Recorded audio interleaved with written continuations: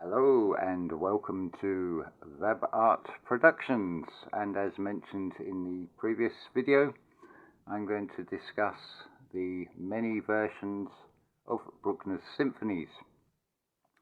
Why are there so many versions of Bruckner symphonies?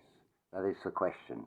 It's something you'll become aware of, even looking on YouTube. You'll see references to, say, Symphony No. 3, the 1889 version, or you'll see on CDs and album sleeves for the old vinyl records, you'll see Original Fassung von, and then whichever year, original version of a particular year.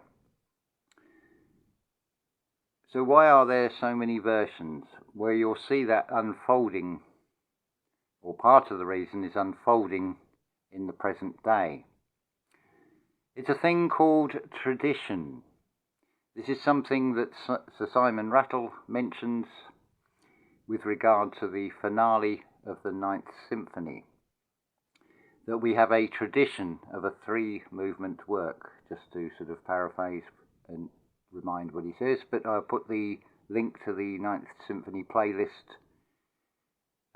Well, it's on the channel, so you can find it anyway, and you'll find it there, and also what Nicholas Harnoncourt says about the Ninth Symphony finale.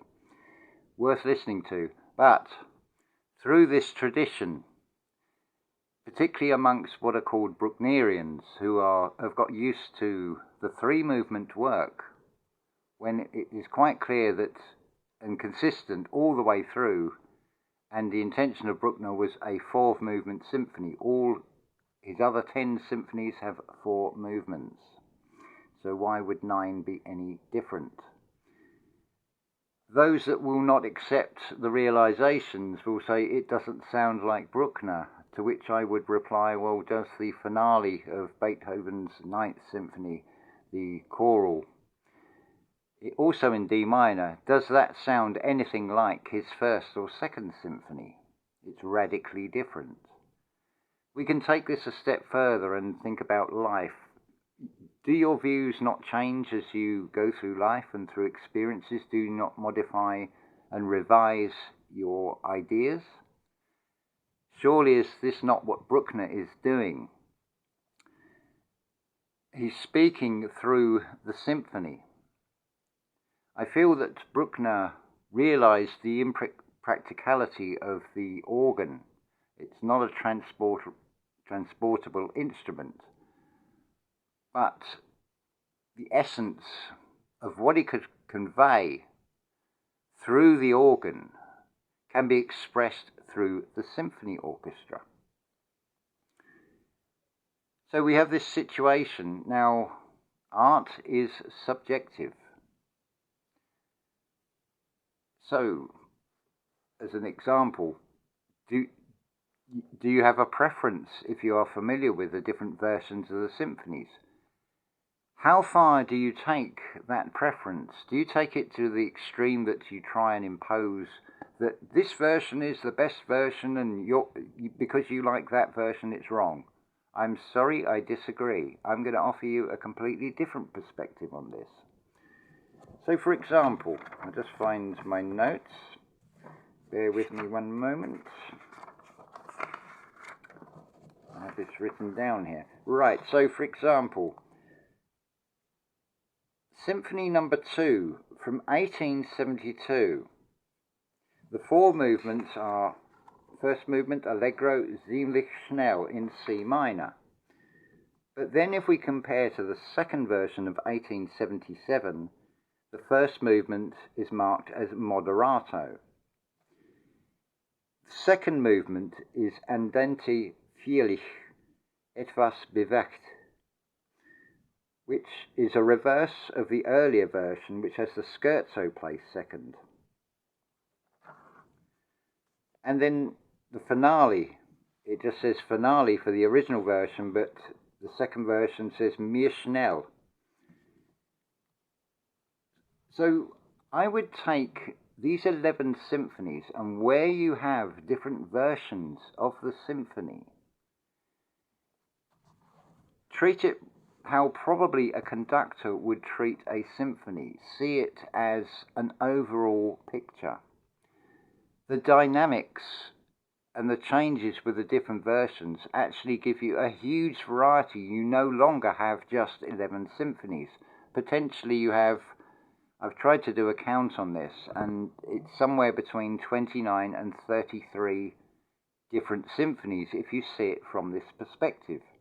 For example, Symphony number 9, you may be inclined, maybe just as an experiment, to do as Bruckner suggested, if at all costs, if all else fails, use the Te Deum as the final movement. That, a musicologist will say, oh, but it ends in C major instead of D minor. But to a non-musicologist, how satisfying in feeling would that be? Do you feel that you are honouring the composer's creation by taking that suggested route? Or maybe you prefer the 3 movement resignation, the farewell to life, and miss out on what comes after that, because I'm going to talk about what these symphonies are really about in future videos. So you have this situation, you have, say for Symphony number 8, you have the 1887 version and the 1890 version.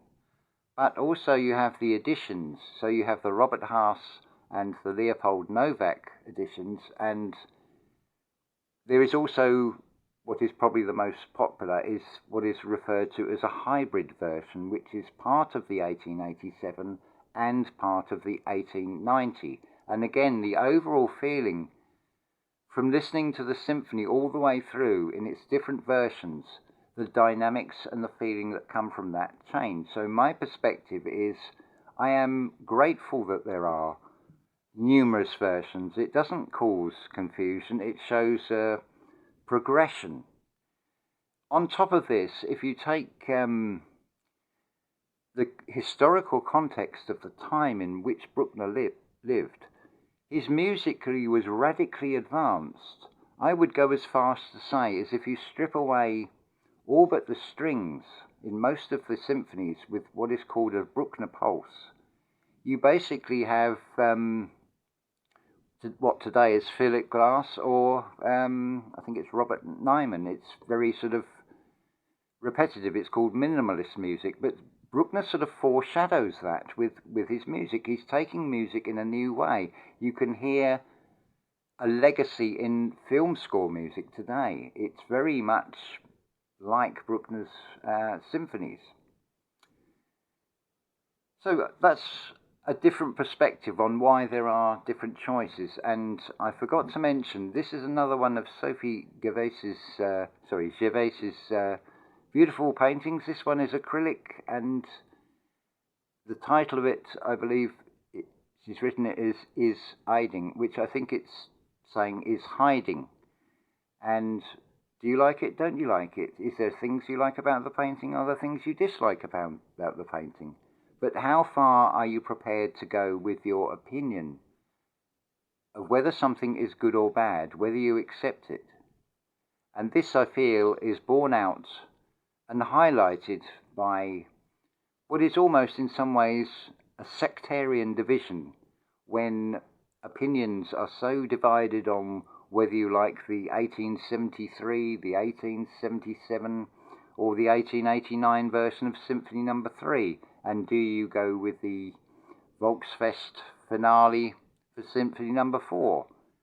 Because you can substitute the movements in between the different versions. There are revisions like Symphony 3 and 4 with completely different movements.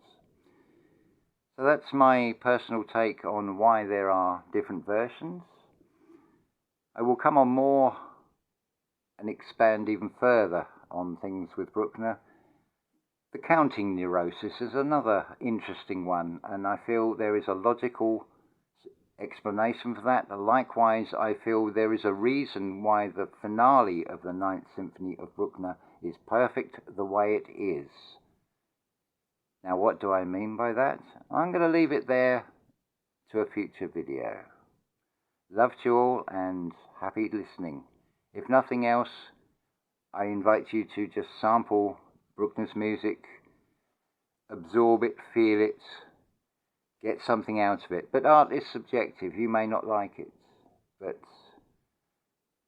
it doesn't matter whether I agree or disagree, or you agree or disagree. Art is subjective, and that's what makes art the highest form of everything. There is no argument. There is room for differences of opinion. There is room for harmony. Do you not have harmony in music? Ta-ta for now.